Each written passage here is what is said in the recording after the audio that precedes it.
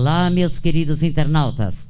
Está começando mais um programa Cremilda Maia Show, com convidados e musicais. E hoje eu vou receber uma pessoa maravilhosa, mas antes eu vou mandar abraço para muita gente que está conectadinho comigo. Um abraço para minha grande produtora Alba Chaves, beijo no seu coração.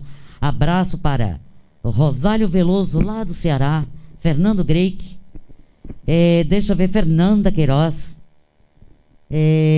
Dirceu Sato, abraço para Juliana do Tatuapé, abraço para Mano Araújo do grupo Estrela Guia, abraços para grupo Mano Velho Mano Novo, e para você, meus queridos, um grande abraço carinhoso de Cremilda Maia. Deixa eu ver se tem mais abraço. Eu sei que no celular tá lotado, mas eu acho que o tempo hoje tá meio curto. A gente vai falando por aqui. É a Web Rádio Mano Velho Mano Novo, abraço para a Helena de Salvador, Pereira Cigano de Foz do Iguaçu, deixa eu ver aqui mais, Antônio Neto lá na Paraíba, que todos pediram para mandar um abraço. Tá aqui meu abraço carinhoso, e começando mais um programa Cremilda Maia.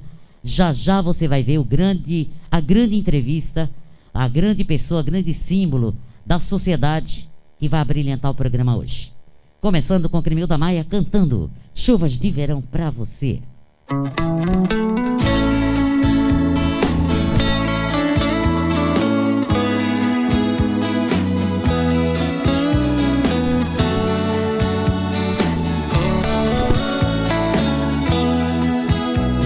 O nosso amor foi passageiro, como chuvas de verão.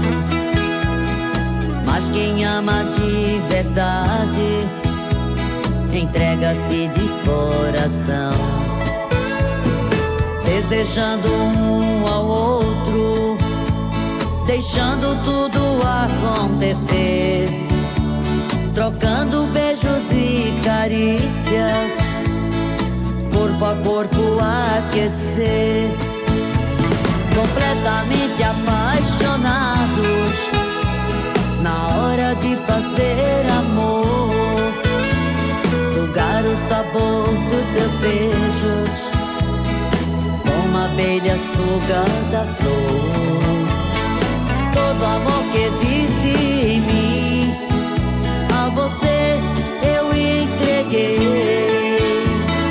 Foram momentos na vida que jamais esquecerei.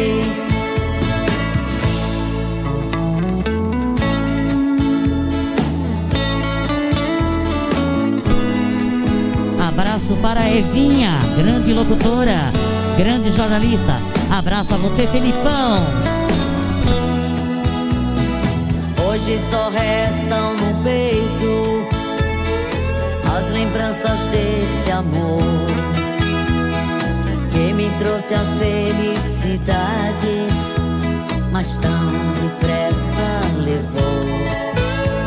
Não sei por que é tão difícil amar e ser amado também, sem deixar as cicatrizes no coração de alguém. Completamente apaixonados, na hora de fazer amor, sugar o sabor dos seus beijos, como a abelha suga da flor. Todo amor que existe em mim, a você eu entreguei. Foram momentos na vida que jamais esquecerei. Foram momentos na vida que jamais esquecerei.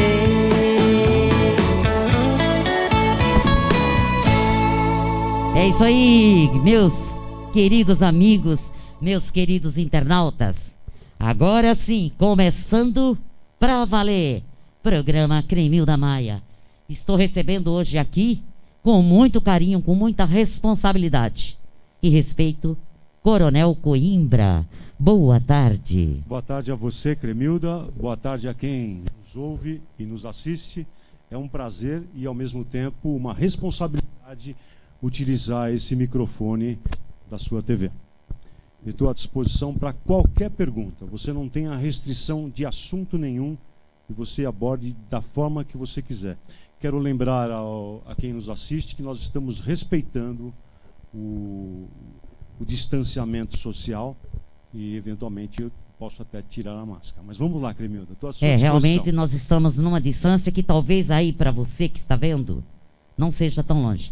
Mas nós temos aproximadamente quase 2 metros. Então, o coronel prefere ficar sem a máscara. Então, tudo seja bem-vindo, não tem problema. Estamos dentro dos protocolos, né? Estamos dentro dos protocolos, até porque falar não é só utilizar o microfone, mas é ter responsabilidade. E você tem toda uma história na TV, e eu me sinto honrado do seu convite. E vamos ver se a gente pode, na nossa fala, poder ajudar quem está nos assistindo. Com certeza. Bem, então vai a primeira pergunta a você, meu querido. Qual é a sua opinião sobre a Lei Maria da Penha? A Lei Maria da Penha, ela veio para ajudar muito, mas antes da lei, a gente precisa entender por que ela existiu. Vamos falar rapidamente, senão não quero me tornar cansativo, mas desde a época do Brasil Colônia, que terminou em 1850, o homem tinha o direito, olha só que loucura, ele tinha o direito de... Ele tratava a mulher como um objeto. Ele podia, inclusive, espancá-la. Então, era um outro mundo do Brasil Colônia, mas vamos passar rapidamente por isso. Então, ele tinha o direito de desprezá-la, não sentar à mesma mesa. Enfim, a mulher sempre vinha como segundo, terceiro plano. Depois que terminou o Brasil Colônia, vamos adiantar um pouquinho a história do tempo. Vamos pular para 1941, aonde as mídias existentes, que era o rádio e principalmente os jornais, já falavam que as agressões para as mulheres já era um problema social. Estamos falando de 1941. Vamos adiantar um pouquinho mais o tempo e vamos para a Constituinte, para a nova Constituição de 1988, que deu, um dos artigos dela, deu possibilidade de se criar a Lei Maria da Penha. Quero fazer uma ressalva também que em 1985, antes da Constituição, já existiu a primeira delegacia da mulher. Mas vamos adiantar o tempo. 1988, e vamos pular para 2006. Então já estamos falando dos tempos mais atuais. O que aconteceu? Uma mulher precisou ser espancada até ficar paraplégica. E olha o absurdo. Ela, mesmo com todas as agressões que sofreu, ainda o marido tentou eletrocutá-la. Então, Lei Maria da Penha foi em homenagem a esta senhora, Sim, que bravamente conseguiu sobreviver a esse absurdo, a essa catástrofe de agressões, e aí surgiu a Lei Maria da Penha em 2006. Veja bem, a Lei Maria da Penha, ela possibilita a mulher ter mais tranquilidade, porque o ambiente policial, isso ainda bem que está mudando nos tempos atuais, era um ambiente absolutamente masculino. E uma mulher falar das agressões para um homem, havia um constrangimento, uma falta de se sentir à vontade em declinar quais foram os abusos que ela sofreu. Então a Lei Maria da Penha determinou, ela veio facilitar no sentido de criar as delegacias da mulher. Então você, em primeiro lugar, você é acolhida por mulheres, você vai num ambiente reservado, você fica mais à vontade, você tem medidas que, uma vez que você vai prestar a queixa do agressor, que para mim, eu quero deixar claro, esse agressor é um pária da sociedade. Ele é não tenho nem como adjetivar alguém que espanca uma mulher. Mas enfim, você é acolhida de uma forma mais tranquila, mais educada, você se sente à vontade, são mulheres que vão te atender, e existem medidas que podem ser tomadas na própria delegacia. Por exemplo, o delegado acha por bem fazer o distanciamento social. Então ele determina lá 1 quilômetro de distância, 800 metros, 500 metros. Isso já é uma medida de proteção à mulher. Vamos imaginar que ela queira mudar de bairro ou mudar de cidade. Isso pode acontecer durante o meio do ano, não importa o período. Certo. Se ela mudar e tiver filhos, as escolas são obrigadas a dar vagas para os menores, em razão da agressão que ela sofreu. Então você percebe que são medidas que confortam a mulher nesse sentido. Tá, isso dentro da Lei Maria da Penha. Mas quais são as mudanças que você pretende fazer se você realmente conseguir entrar? É o que a gente espera, né? Que você consiga ser eleito e que você faça realmente mudanças, porque essas mudanças, elas são feitas no âmbito federal, mas sempre há uma abertura, uma forma de que a gente possa atender os anseios da mulher. Porque a mulher, no primeiro momento que ela é agredida, ela tem a esperança, ou então o homem, que é o canalha, que é o agressor, que ele fala que é a última vez. Essa é a questão. Mas se ela ultrapassa esse momento, ela vai à delegacia, que já é difícil para ela tomar essa atitude, porque era o amor da vida dela. De repente ela tem filhos com a pessoa e ela pode colocá-lo na cadeia. Aí é que surge a primeira grande interrogação. Mas vamos imaginar que ela vá à delegacia e firmemente faz a queixa do seu companheiro. Obrigatoriamente, ela tem que materializar essa agressão. Como que ela faz isso? Através do exame de corpo de delito. Então, o que ocorre? Ela ultrapassa um muro muito grande, porque é difícil ela prestar a queixa. Quando ela vai fazer a denúncia, quando ela vai fazer a queixa no distrito, é requisitado o exame corpo de delito. Então, certo, ela tem tempo para fazer esse exame corpo de delito. Aí vem as interferências externas, das amigas, dos familiares, de parentes. Pensa bem, não faça isso. E sem o corpo de delito, como é que o juiz vai falar se a agressão é leve, levíssima, grave ou gravíssima? Eu, durante a minha carreira policial, quantas e quantas vezes eu vi mulher com o braço quebrado. Eu vi mulher sem os dentes da frente. Tá, e nesse momento, o que acontece com esse agressor? É isso que a gente quer saber. Porque a mulher vai, ela faz o boletim de ocorrência, ela vai passar por um exame de corpo de delito. Se ela fizer, de imediato. Aí materializa. E ele, se for no clamor das coisas, é preso em flagrante. Não é verdade? Mas o que acontece? Parece que existe um movimento contrário das pessoas. Puxa vida, o seu filho nunca vai te perdoar por isso. Olha só como é que você vai colocá-lo na cadeia. E a mulher, ela não sofre só a agressão física, aquela que te espanca, que deixa roxo, mas tem a agressão moral, emocional, né, a psicológica, tem até a patrimonial, porque ela tem valores, e ele vai lá, ele de propósito, ele quebra as coisas que ela gosta, ele arrebenta com as coisas que ela tem carinho. Então existem vários tipos de agressões, que não precisa ser só a física, não. E tem, inclusive, a agressão sexual, que a mulher precisa consentir. O fato de sermos marido e mulher, certo, não quer dizer exato, que a toda hora e a todo momento devemos fazer amor ou sexo, como queira encarar.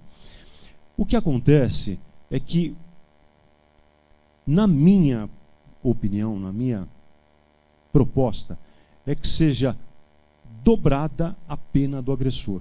Porque, embora a mulher se sinta mais confortável hoje, é o agressor que a gente precisa pegar. Porque a gente vê muitas vezes o agressor pagando fiança ou cumprindo uma pena leve, ele volta para o teatro das operações e agride novamente. Ele comete o mesmo delito, né? Então, o que precisa? A lei de execução penal, ela precisa ser modificada. Na minha opinião, 10 anos sem nenhum benefício de pena. Porque este é o maior exemplo. Não que queiramos punir a agressão. Queremos sim, mas a maior prevenção que podemos fazer é o cumprimento da pena. Porque o futuro agressor tem que pensar 1, 2, 50 vezes, falar, opa, espera um pouquinho, as coisas mudaram agora. Se eu agredir mulher, companheira e até ex-mulher, o cara se sente dono da ex. Então, quer dizer, se ele perceber que a execução da pena mudou, esse é o maior fator preventivo. Porque ele vai falar, meu vizinho, meu conhecido, agrediu a mulher e vai pegar 10 anos de cana. Este é o maior valor preventivo que pode fazer. Olha que engraçado, Clemilda. Em 1800, estamos falando de 200 anos atrás, 220 anos atrás, tinha um pensador, um filósofo que estudava direito, que ele já falava, a maior prevenção de um crime é o cumprimento da pena. Chama Cesare Beccaria, era um pensador. E hoje o que acontece? São os benefícios da pena que enfraquecem qualquer lei. Porque é como eu penso, coronel. O agressor, ele tem uma punição leve ou nem tem. Porque termina a família, às vezes, interagindo, falando. E às vezes a pessoa que, é claro, uma mulher que foi agredida, ela não pode estar bem psicologicamente. Uma presa fácil de domar. Então o que acontece? Esse agressor, ele não é punido, ele paga uma fiança e depois ele comete novamente. Mas há condições de mudar essa lei, porque eu creio que se ele realmente for detido, preso por 1 ano, 10, 12, sei lá quanto tempo, porque se não acontecer isso, coronel, não vai mudar. Exatamente. Então, não vai mudar nada. A gente fica na mesmice, né? É. Então compete aos legisladores modificar essa pena para que ela seja forte, para que ela seja rígida, para que aquele que quer cometer falar, opa, agora mudou. Essa é a maior prevenção que nós podemos fazer. Se chama Lei de Execução Penal. Porque o problema é que todo ano nós temos sempre pautas, todos os anos de eleições. Temos pautas a perguntar, a entrevistar. E quando chega daqui 2, 4 anos, a coisa continua igual. Nós queremos resultado. A sociedade está cobrando isso. Bem, bora para outra pergunta, né? A prefeitura é um caso, para mim, muito sério. Eu tenho vários, acho que até comentei com você, no particular. A prefeitura é um caso sério também. E o que você pode dizer? A prefeitura pode cobrar a segurança do município? Eu acho que você quis dizer se a prefeitura pode participar da segurança pública. Participar. Exatamente isso. Ela não só pode, como ela deve participar. Existem políticas primárias de segurança, e eu vou dar um exemplo aqui para você. Iluminação pública. Basta você iluminar um lugar, você já evita uma série de possibilidades de crime. Sim. Você pega um lugar que tem uma zeladoria adequada, não deixa mato crescer, deixa bem iluminado, você asfalta bem o local, você urbaniza bem o local, isso é um fator inibidor muito grande. E a Guarda Civil Metropolitana pode e deve atuar logo no primeiro momento, quando se dá uma eventual contravenção penal ou até mesmo um crime. Eu vou dar um exemplo para você, é fato real isso. Em 1980, tem um negócio que se chama Teoria das Janelas Quebradas. O que eles fizeram? Ele colocou um prédio desocupado, cheio de janelas quebradas. As pessoas que passavam por ali se sentiam no direito de quebrar mais janelas, de invadir o local, e aí começavam pequenos delitos, estupros, aí olha, você já vê como já está aumentando, invasão de privacidade. E neste momento, quando as coisas começam, porque a tendência das coisas que começam bem é terminar bem. Estamos falando de tendência. Agora, se as coisas começam mal, bem provável que terminarão mal. Então, o que acontece? Há uma ocupação do solo, as pessoas utilizam drogas, fazem sexo, as pessoas invadem o local, aí você cria um inferno naquele prédio. E o que a teoria da janela quebrada diz? Se você mantém um lugar limpo, adequado, iluminado, as pessoas se sentem incapazes de entrar e fazer todas essas contravenções, esses crimes. Vou dar um exemplo. O metrô de São Paulo, embora ele seja hiper, mega, ultra lotado, mas ele é limpo. Certo. Qualquer um vai se constranger em jogar uma bituca de cigarro. Agora você pega, evidentemente é uma questão de educação, de preço, Certo. mas você vê um lugar completamente deteriorado, você meio que se sente à vontade. Já está sujo mesmo, então joga um pacote de bolacha, independente da questão educacional da pessoa. Mas ela te possibilita o meio, você pode acreditar, não é só nas questões de crianças, jovens, até os adultos. O meio tem uma influência absurda sobre o ser humano. Você vê o exemplo quando você entra num hospital, tudo limpo, tudo arrumado, então você se sente inibido e a sua conduta muda. Por quê? Porque o meio influencia o ser humano. Então, falando ainda de prefeitura, no atendimento do cidadão, qual a sua opinião sobre os serviços da prefeitura? Bom, eu vou falar para você que a prefeitura... Fala o que eu quero ouvir, pelo amor de Deus. A prefeitura tem o poder da caneta. Ela tem o poder da caneta. Ela, para te atuar, ela é nota 1000. Manda o IPTU para tua casa, se você não pagar, você vai para a dívida ativa do município. Então, para cobrar, eu diria que a prefeitura é perfeita. Agora, para dar o troco para você, ela é lamentável. Eu vou dar alguns exemplos aqui, essa é a minha opinião.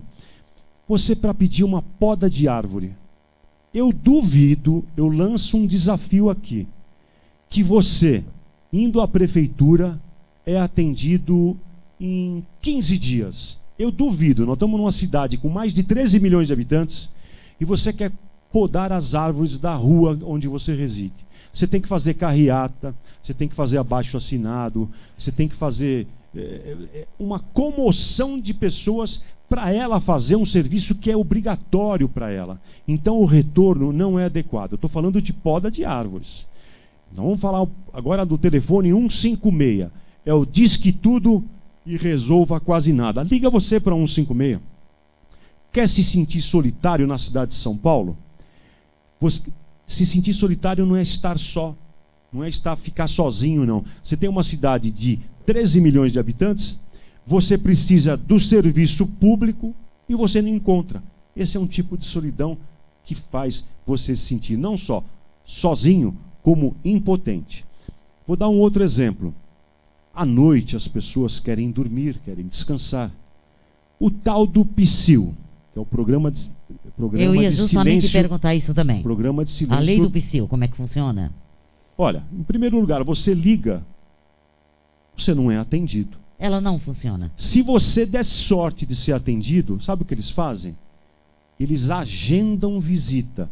Então você precisa combinar com quem está te perturbando. Como é que se hoje eu preciso dormir e o barulho está lá embaixo, está embaixo do seu prédio, em frente à sua casa, como é que você vai agendar uma visita para daqui 20 dias? Isso é um tapa na cara da sociedade. Então, qual é a solução?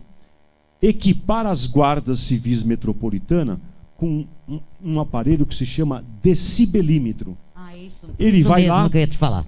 Ele vai lá, ele atua, ou seja, ele vai ao local e se tiver alguma irregularidade, ele autua. Você já sai lá multada.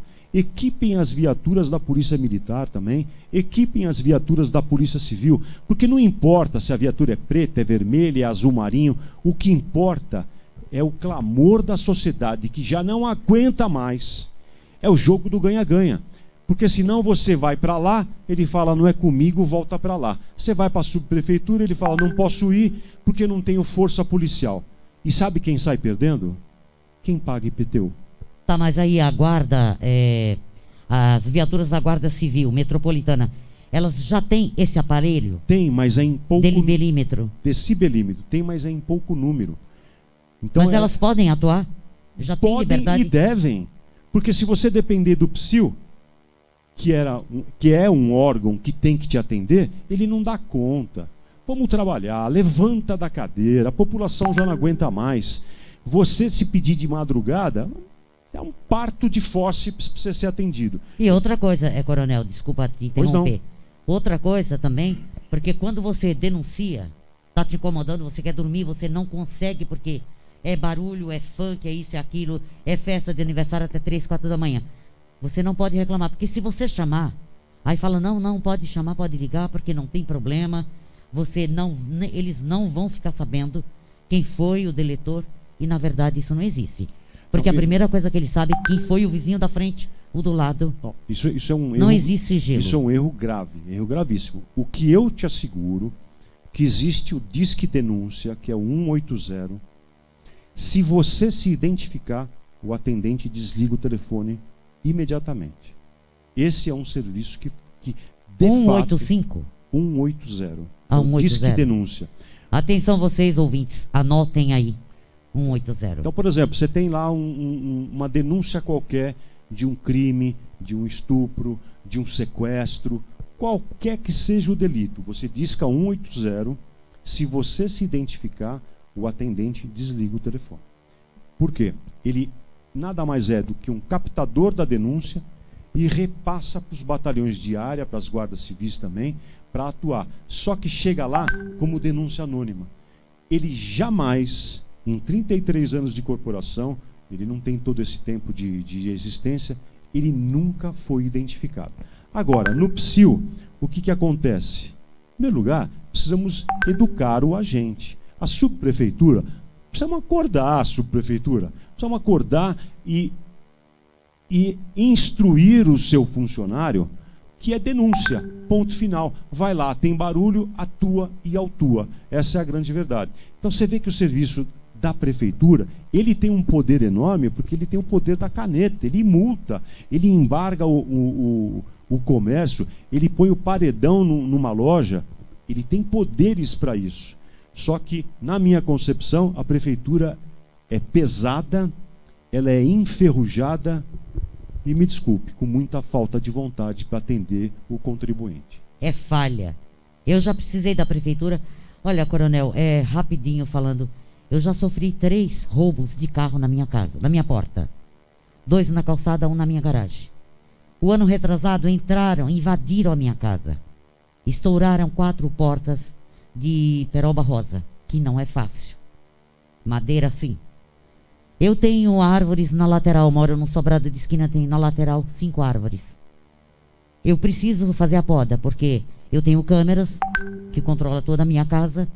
O que acontece? Hoje eu olho a câmera da rua, que seguiria até em cima, eu vejo só minhas árvores.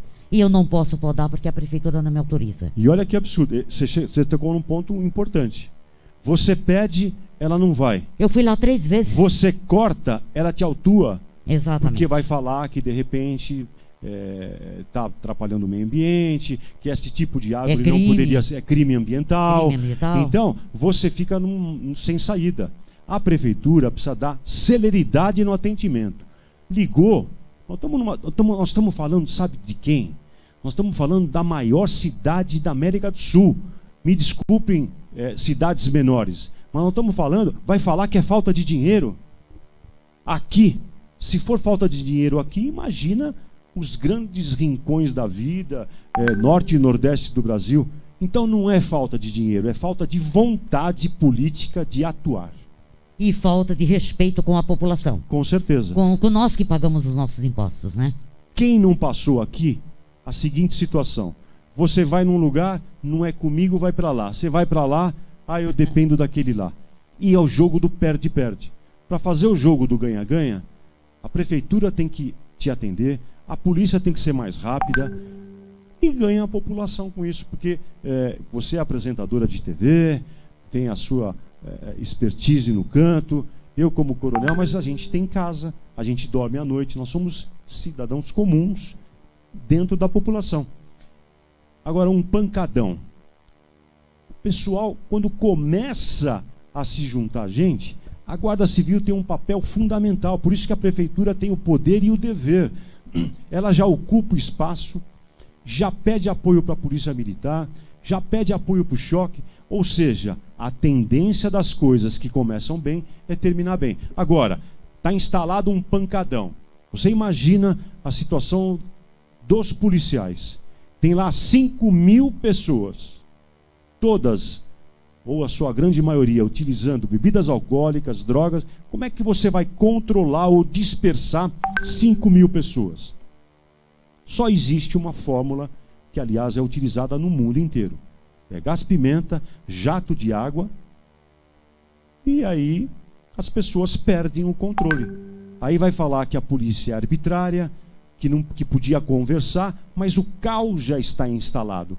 Quando o caos está instalado, não existe homeopatia policial. Existe alopatia. Ou seja, você está na UTI, você precisa de transfusão de sangue. Você não pode tomar um floral 15 gotas a cada 2 horas. Você morre. É a mesma coisa na questão policial. Então, quando o caos está instalado, não existe. Isso é no mundo inteiro, não é só em São Paulo, no Brasil, é no mundo inteiro. Você vê França, Inglaterra, Estados Unidos. O caos está instalado, é gás, pimenta e jato d'água. Não tem outra alternativa. Eu sei. Coronel, eu vou pedir para o meu diretor soltar no ar a pergunta de uma ouvinte. Estou à disposição. Boa tarde, grande apresentadora, atriz e cantora, Cremilda Maia, a marca do sucesso. Parabéns pelo seu programa, que é magnífico. E hoje você está entrevistando o Coronel Coimbra. Boa tarde, Coronel Coimbra, boa sorte. Eu sou a radialista, jornalista, comunicadora, Evinha 100% positividade. E a pergunta é o seguinte, qual o critério que o senhor vai usar para decidir como serão os gastos do seu gabinete? Bom, em primeiro lugar, eu sou seu ouvinte também, viu, Evinha? E eu já tenho você no Facebook e já te elogiei várias vezes, e você sabe disso. Mas vamos lá. É um tapa na cara da sociedade um vereador ter 20 assessores. Dá para fazer com a metade. Existe, tenho certeza, tenho convicção, sem contar dos penduricalhos. Dá para fazer com metade. Eu assumo esse compromisso publicamente, que metade dos funcionários não serão alocados ao meu gabinete. Agora você imagina, se essa conta for aceita pelos 55 vereadores, você sabe quanto dá de economia para o município? Eu vou fazer rapidinho essa conta. Um gabinete economiza 100 mil reais, eu estou arredondando, é 80 e pouco, 90, me permita errar um pouquinho. Mas um gabinete economiza 100 mil reais por mês, vezes 12, 1.200.000. Você multiplica 1.200.000 por 55 vereadores, vai fazendo a conta. E depois multiplica por 4 anos. Por que só a população é que tem que apertar o cinto? O pessoal está de saco cheio de político. Por que agora, passando esse Covid, se Deus quiser, e vamos entrar em 2021, por que não começamos a dar o exemplo? Está aí uma sugestão que eu vou fazer. Muito obrigada. Eu espero que a Evinha, um abraço carinhoso para você, minha querida. É uma grande amiga e uma grande profissional. É muito positiva, né? É muito, é maravilhosa. O programa dela, né? Muito pra cima. É sensacional. Ela tem 2, 3 programas e amanhã estará estreando já numa outra rádio, que é dela própria. Mas aproveitando já a pergunta da Evinha, tem mais uma pergunta no ar do Felipão. Solta para mim. Boa tarde! Aqui é o locutor Felipão e quero parabenizar a Cremilda Maia, ela que é uma grande apresentadora. O programa está maravilhoso, linda entrevista. E eu quero fazer uma pergunta. Boa tarde, Coronel Coimbra. Caso o senhor seja eleito, o que o senhor pretende fazer pela classe menos favorecida de São Paulo? Bom, prazer e responsabilidade de falar com você. O vereador, as pessoas acham que ele precisa só criar leis. Sim, é um papel dele. Mas o vereador tem que tomar conta do executivo. Eu vou dar um exemplo para você real. O atual prefeito gastou 100 milhões de reais, vou repetir, 100 milhões de reais para reformar o Anhangabaú. Com 100 milhões, dá para você fazer 1000 casas populares. Administrar é eleger prioridade. Eu te pergunto, onde estão os vereadores que não cobraram o prefeito? Essa reforma é necessária? Será que não é melhor acolher 1000 famílias? Estou falando de 1000. Você coloca uma média de 5 por família, são 5.000 pessoas com teto adequado. Então, fora isso, quantas obras existem espalhadas pela cidade? Perceba, é só você entrar no site, todas elas começam com o valor X e depois tem aditamento 1, aditamento 2, aditamento 3. Por que isso? Então, quando você fala de prestar atenção nas classes menos favorecidas, a gente tem que exigir do prefeito a distribuição do seu orçamento. Outra coisa que eu faço uma proposta ao vivo aqui no seu programa, que é uma proposta que, se eleito for, eu vou sugerir o seguinte, isso sim faz parte do legislativo. 60% da arrecadação dos bairros obrigatoriamente tem que retornar para o bairro. 40% de restante, o prefeito pode eleger ou elencar as suas prioridades. Então eu te pergunto, cidade Tiradentes, Capão Redondo, Extremo Sul, ou até mesmo Jardim América, Jardim Europa, que são bairros ricos, quanto que esses bairros arrecadam? Então é que volte 60% obrigatoriamente para o próprio bairro que foi o captador do IPTU. Isso dá mobilidade de 40% para o prefeito, mas exige que retorne 60% para o bairro pagador do IPTU. Está aí uma proposta ao vivo que eu estou fazendo aqui em primeira mão. Que maravilha. Porque hoje o prefeito recebe o IPTU, ele põe tudo no bolso, aí ele escolhe, eu acho que vou dar um pouquinho aqui, vou dar um pouquinho lá. É evidente que ele tem as prioridades, mas obrigá-lo a 60% a retornar para o bairro, você vai ver o seu bairro ficar bem melhor do que já está. É porque eu acho, Coronel Coimbra, que principalmente aqui a Zona Leste, acho que uma das áreas maiores de São Paulo que estão muito perdidas, muito largadas. Tudo a Deus dará. Muitas coisas acontecendo. A gente vê na periferia a necessidade desse pessoal que mora em periferia, com essa pandemia aí à tona. O que acontece com esse povo? A gente vê, dá dó. Eu vejo na TV, eu acompanho pela TV, e eu fico me perguntando por que a prefeitura, por que os governadores, por que o prefeito, a subprefeitura faz alguma coisa por essa gente. O pessoal está aí, praticamente passando fome. Eu acredito até que depois do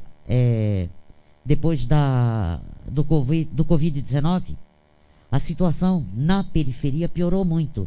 Hoje a gente reclama que o nosso país não tem educação, não tem lei, a gente cobra isso diariamente, porque não tem lei, os bandidos continuam atuando aí, em qualquer horário, em qualquer lugar, com um movimento, e nada inibe. Então a gente pergunta, meu Deus, o que vai acontecer daqui para frente? Porque se a periferia já vive numa situação muito precária, e agora sem trabalho, qual é a tendência? Quem sabe da quentura da panela é a colher. Então isso serve para todos os bairros. Veja a dificuldade. Você falou Zona Leste, eu concordo plenamente, aliás, moro na Zona Leste, mas tem a Zona Sul, não importa, Zona Oeste, Zona Centro. O que acontece? Descaso político, falta de vontade de dar o devido retorno do pagamento. Você vê o asfalto quebrado, falta de iluminação, você vê uma série de providências imediatas que não são tomadas.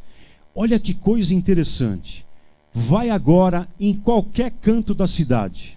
você vai ver obras da prefeitura. Começadas. Impressionante, nos últimos 3 meses acordaram. Nós vamos ficar nessa mesmice. Eu faço um apelo para você que não gosta de política. Ah, não me envolvo muito, não gosto muito. A sua decisão de 15 segundos vai refletir nos próximos 4 anos. Então pense, analise, pesquise o seu candidato, veja o que trabalho que ele fez para a cidade de São Paulo. Não é porque ele é famoso, ou porque ele é policial, ou porque ele é simpático. Veja que trabalho que ele já fez para a sua cidade. Analise, porque queira ou não, o que vai acontecer agora, dia 15 de novembro, vai refletir nos próximos 4 anos. Então perca um pouco de tempo, analise o que esse cara fez de fato e de direito para a sociedade. Se ele merecer sua confiança, vota no seu candidato. Mas o duro, Coronel Coimbra, é que todas as eleições são as propostas. A gente acredita, todo mundo vai votar, não vai só perder o seu tempo, vai votar porque está dando credibilidade àquela pessoa que escolheu. E a gente vê que as coisas continuam iguais, como você disse, há 3 meses atrás começaram obras da prefeitura. Impressionante, acordaram. Acordaram, é claro, está chegando a eleição, então fulano tem que votar em mim, eu tenho que me eleger, porque eu quero entrar. Agora, depois que ele chega a se candidatar, chega a se eleger, começou a trabalhar, aí todas as obras param. Mas hoje como é que nós podemos acreditar? Você pode ter certeza que a população acordou. A população hoje, com o advento da internet, todos têm celulares, ela está ligada e ligeira. Você faz uma coisa na outra ponta do mundo, aqui online já está sabendo. Então, verifique, estude um pouquinho as condutas dos seus candidatos, se de fato prestaram um bom serviço para a comunidade, se tem credibilidade, e você está dando um cheque em branco para quem você está elegendo. Veja as propostas, hoje tem como consultar, perguntar, entrar na internet. A decisão vai ser sua, com certeza, e é assim que tem que ser. Olha, tem uma pauta que eu também não posso deixar passar, porque algumas pessoas me perguntaram, o que você vai perguntar para o Coronel Coimbra? Se eu for perguntar tudo que eu tenho aqui dentro, a gente ficaria o dia inteiro fazendo perguntas e respostas. Mas uma das perguntas que não pode calar, o que você diz para os seus eleitores sobre o auxílio aos familiares de detento? Porque antes que você responda, eu vou complementar. Eu não concordo com isso. Eu sou uma eleitora. Eu não concordo por quê? Porque a vítima, a família da vítima, eles têm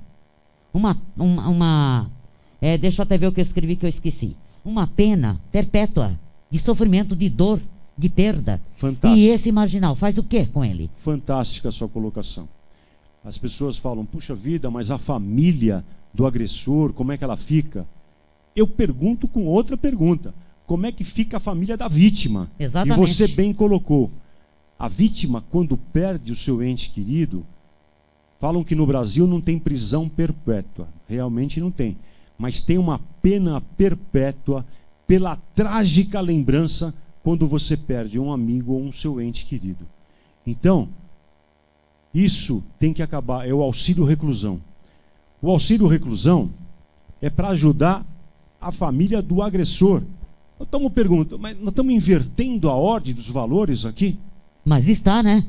Absolutamente. Então, outra coisa que eu vou te falar aqui, que talvez as pessoas que estão nos ouvindo não pararam para pensar.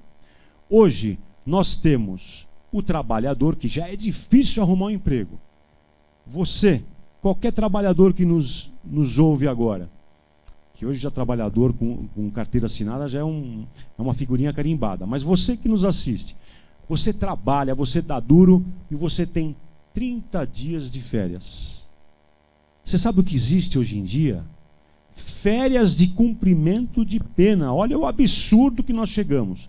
Vou provar para você. Você tem 5 saídas durante o ano de 7 dias. Então, o cara que está cumprindo a pena, ele tem 35 dias de férias de cumprimento de pena. Dá para viver assim? Onde é que nós vamos parar? Isso aqui está uma catástrofe social. Isso aqui está uma fervura, é uma panela de pressão que se você não jogar água fria em cima, ela vai explodir.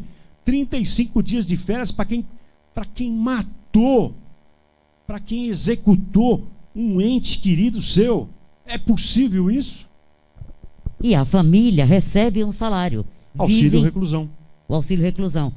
E a família, é o que eu disse para mim, no meu ver, a família tem pro resto da vida prisão perpétua. Sabe como é que as coisas são colocadas aos poucos? Primeiro, puxa vida, mas o que a gente pode fazer? Porque a falta de vagas para o sistema prisional, que isso é uma grande verdade, ele começa, então vou fazer o seguinte, as pessoas esquecem o que o maldoso fez, puxa, mas vamos dar estudo para ele. Aí você estuda, você fala, poxa vida, cada 3 dias que ele estuda, 1 dia a menos de cumprimento de pena. Como é que nós vamos parar com isso? Aí você fala assim, bom, vamos diminuir a pena, mas vamos fazer o seguinte, ele tem bom comportamento. Eu te pergunto, bom comportamento quando ele executou a tiros um filho teu? Que bom comportamento? Penitenciária, o próprio nome já diz, penitência. Ele tem que repensar o que ele fez. Então aí você fala, não, mas isso já passou, as coisas esfriam. Nós estamos perdendo, inclusive, a sensibilidade de assistir um programa de TV onde todos os dias você vê alguém executando outra pessoa e você está no almoço. Isso devia parar o país para isso.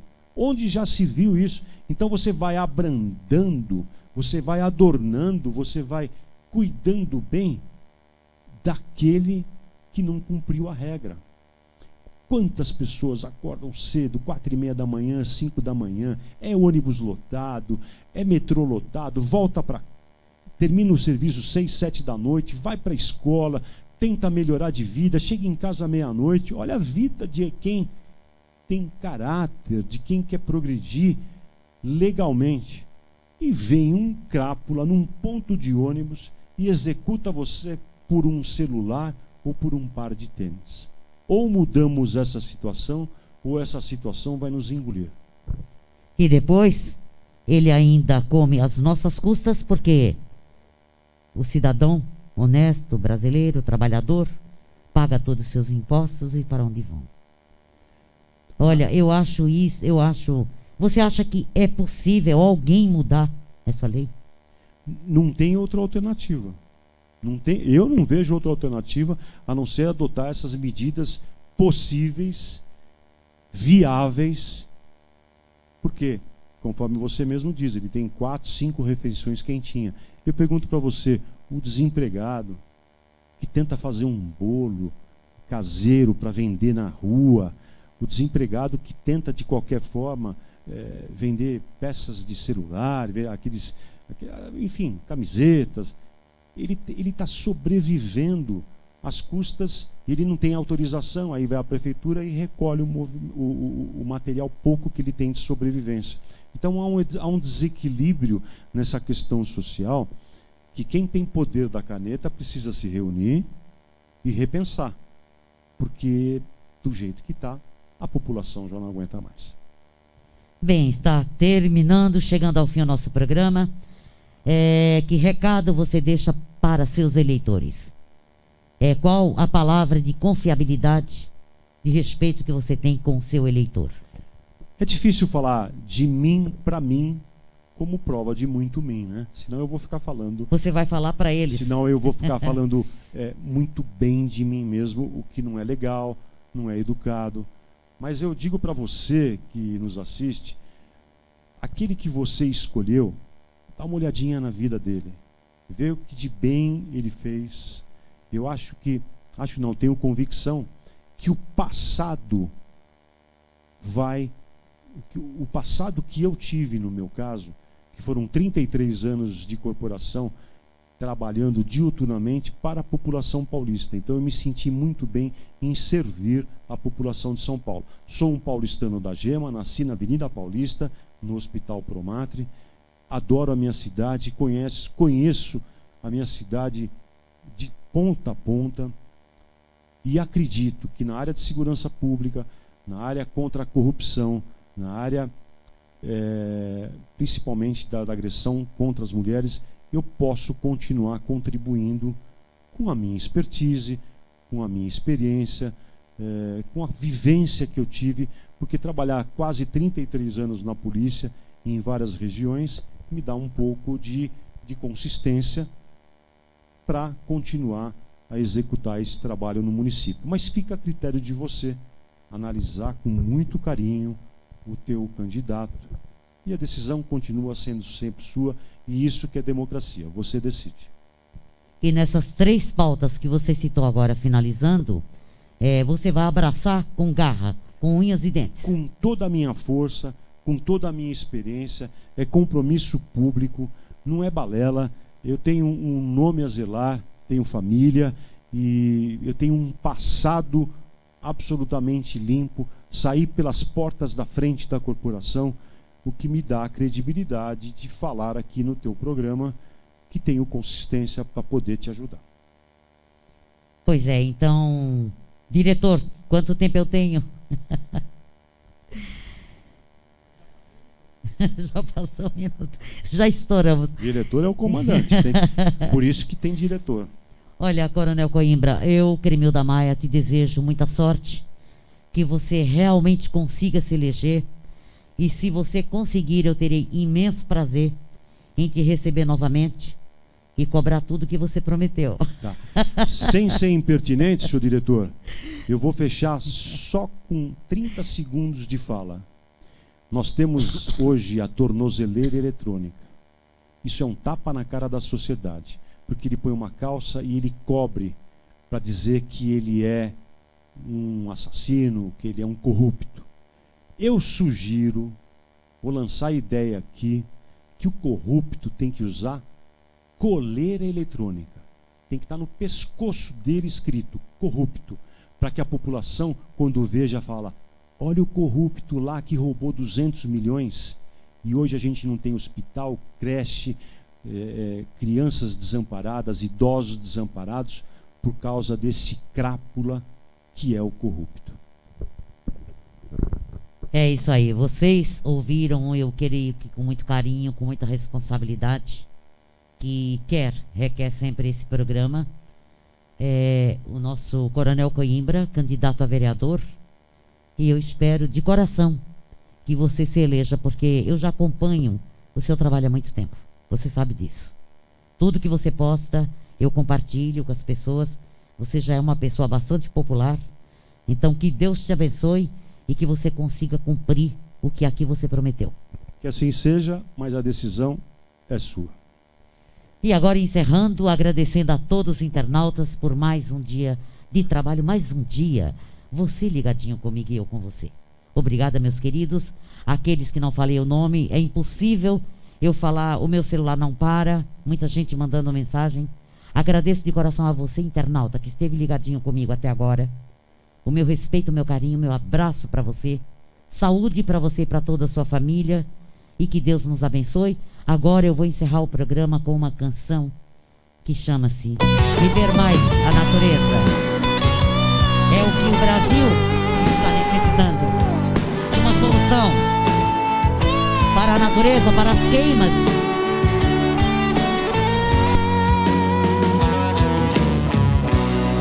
Eu queria ter apenas liberdade nesta vida, mais tranquilidade e paz, viver mais a natureza, conhecer toda a beleza que este mundo nos traz. E andar de passo a passo, sem ter medo do fracasso, nem da triste maldição.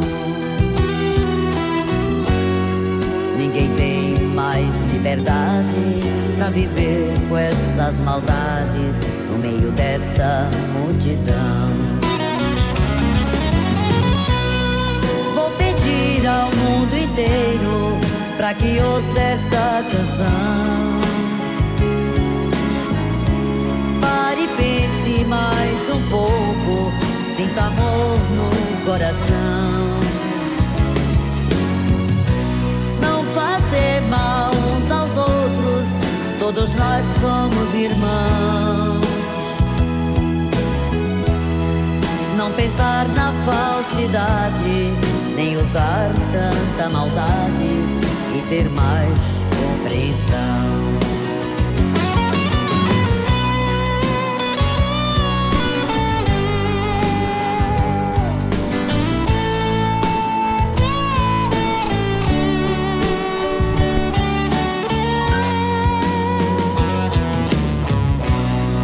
E andar de passo a passo,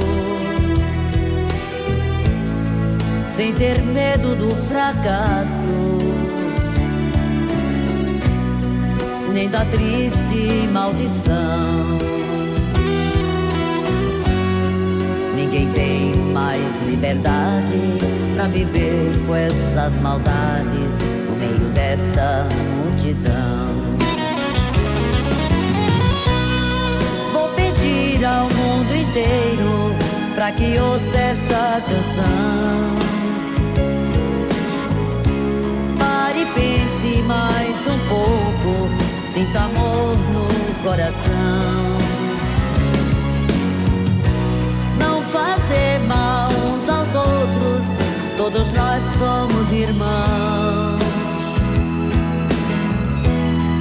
Não pensar na falsidade, nem usar tanta maldade e ter mais compreensão. Não pensar na falsidade, nem usar tanta maldade e ter mais compreensão.